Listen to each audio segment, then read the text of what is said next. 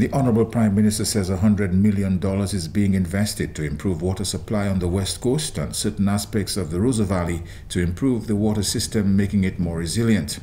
The intention is to replicate this in different parts of the country.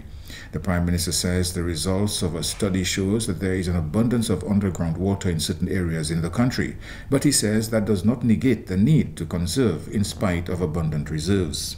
Coming out of Hurricane Maria and the challenges which we experienced, we have worked with the Government of the United Kingdom to look at our water supply system and to seek to build greater resilience in the water system. So they came in, some experts came in, they did some studies, very in-depth studies, and they have given us advice on this. On the A1 water supply system that is located in Antrim, which supplies Roseau and the greater Roseau area, we have spent in the last 12 months maybe close to $50 million to improve the resilience of the water system, to improve capacity, and to ensure that in the event of a disaster we are not impacted as we have done in the past.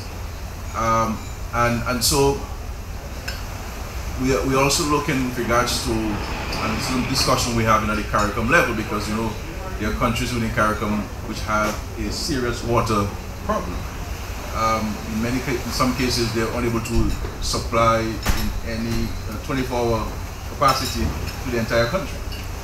And so we're looking to work together, especially where procurement is concerned, joint procurement is concerned, because there are some concerns raised with regards to wastage because of leaks in the transmission pipes and so supply pipes across the country. So it's something we're looking at to do studies where we can minimize the wastage. The Honorable Prime Minister says consumers do not always appreciate the level of investment being made to bring potable water to their homes.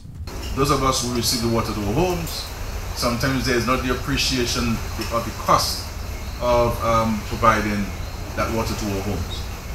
And if DOASCO, the government, had to treat DOASCO as a business as you do, concerned with the bottom line, there are many parts of the country where we have spent millions in bringing water. We will not do it. If you look at places like Castle Comfort and Eggleston and Girardin, it costs us in capital expenditure close to $8 million to bring water to these communities. But there's a huge recurrent expenditure because we have to pump the water. And we have to use generators and we have to use dumblet, and one can appreciate the cost of electricity today. But when you look at how much it costs you to bring this water to the homes and what people pay, I mean, it is miles of a difference.